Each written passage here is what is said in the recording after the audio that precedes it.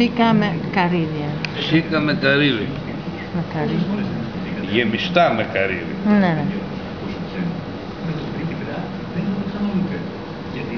20 λεπτά στο φούρνο. Σε 100 βαθμούς. 100 βαθμούς. Εντάξει.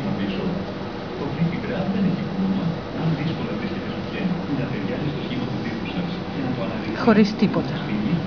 Χωρίς τίποτα. Εδώ τώρα μέσα στο καρύδι βάζουμε σουσάμι.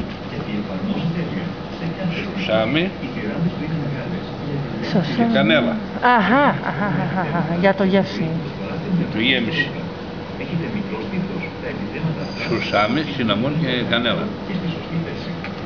Κατάλαβα. Μετά όταν το βγάλουμε από το φούρνο, το βάζουμε σε ένα κουτί. Ναι. Και ρίχνουμε λίγο αμφό νερό επάνω. Τι νερό? Αμφό νερό from flower from orange. Αχα. Και λίγο βασιλικό. Μέσα στο κουτί βάλουμε λίγο βασιλικό.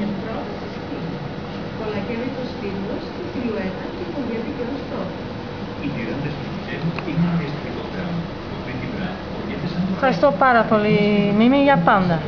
Παρακαλώ. Αυτή αύριο.